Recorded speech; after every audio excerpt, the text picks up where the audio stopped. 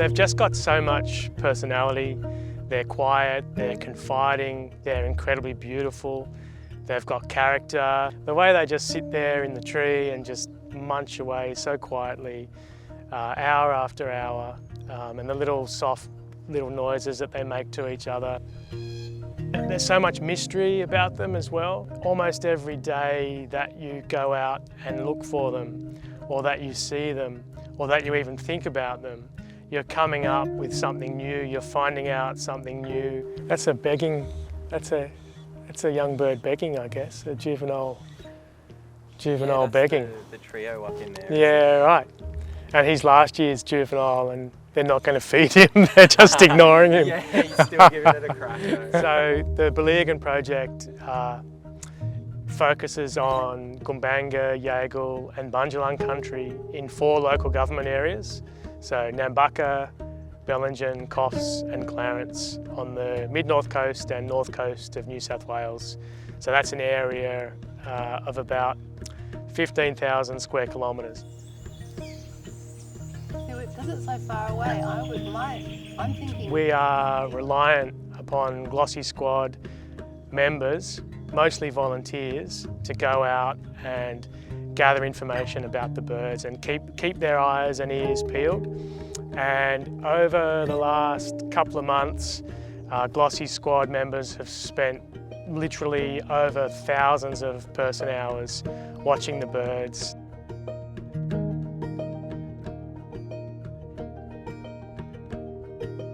It was mentioned to me that there was a glossy black workshop coming up if I was interested, and obviously I very much so was. I watched Mike and all of the other guys give their presentations and I was hooked. And we started at Yeronga that afternoon and we saw a few birds fly in. We located a roosting site and I haven't been able to stop myself from looking and going out whenever I can now. It's mostly just putting in lots of Ks. I'm the fittest I've been in a long time.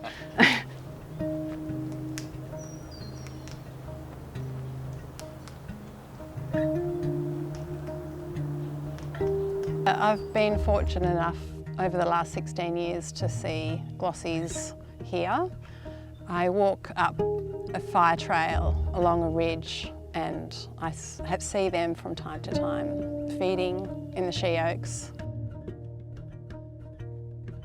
Now that I know that they're a threatened species, I feel really lucky that we're living so near them. My experience of being in the Glossy Squad is we are trying to find nest trees because they're a threatened species, so we want the glossy black-cockatoo to be reproducing. They only lay 1 egg and we're not sure if it's annually or biannually. So we go out in a group at sunset, and so we basically go out into known parts of this region where they've been seen and try to find the nest trees.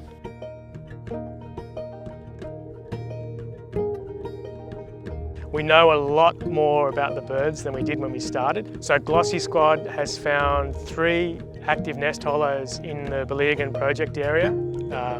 So we've gone from 0 confirmed active nests to 3, which is amazing. And we are aware of another nest hollow in the area which is not active this year. So hopefully, potentially we could be monitoring up to 5 nests next year if they breed in those hollows again.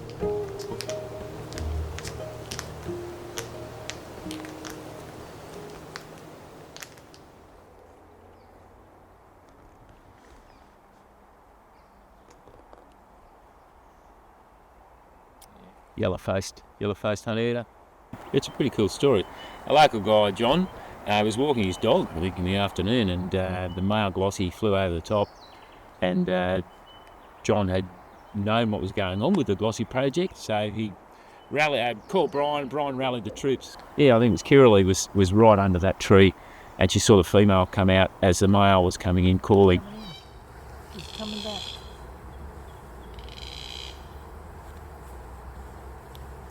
The eagle has lined up. And the male then fed the female, and she scurried back down into the into the hollow. So it was a really good find. But of course, in this glossy business, it's never always good news. The nest failed, of course, in the end. But at least we've identified a great nest. And around here there's some terrific old eucalypts, like we were saying there before, a couple of 100 years old, probably some of them.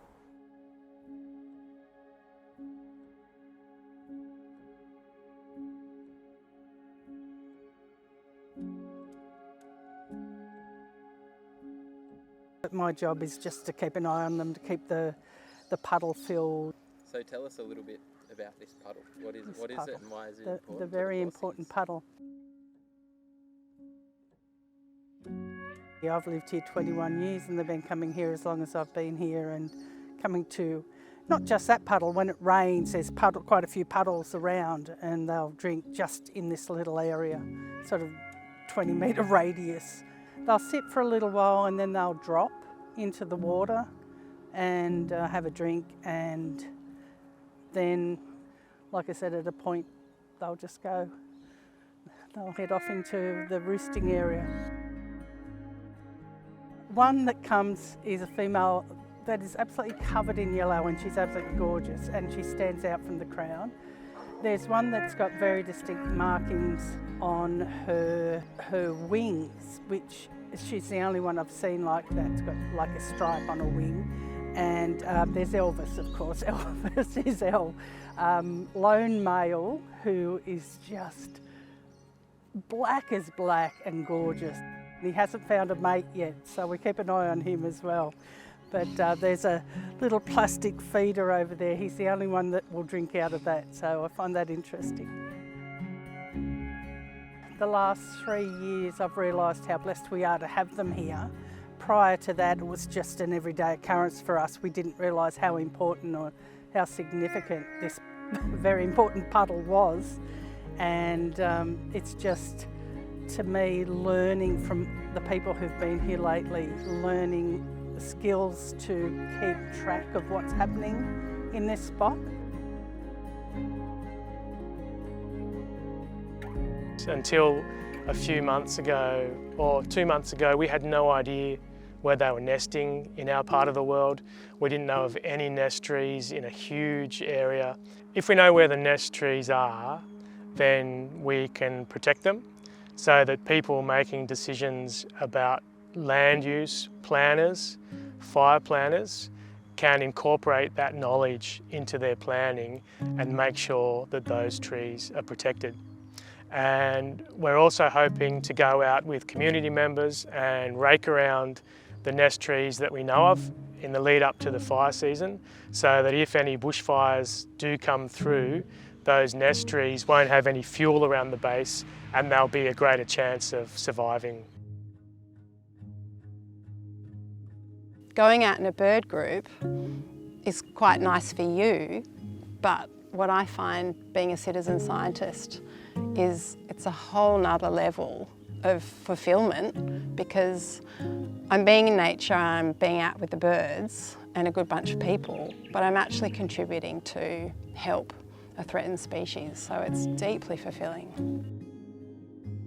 You know, we get to sit in the car and we get to sit on ridge tops in, you know, some of the most beautiful country on the planet and talk about the things that we love, and we get to experience the success of finding these things together. People are starting to become aware that these birds are threatened, they are vulnerable, and if we don't all start to take notice of species like this, we're going to lose them. I don't know about everybody else, but you know, my heart breaks at the thought that my kids and my grandkids don't get to experience, you know, not just glossies, but all animals that are at threat of extinction. You know, I'd like them to, all generations, to be able to experience and grow up with, you know, that sheer joy of just seeing a glossy in the wild, not just in a zoo.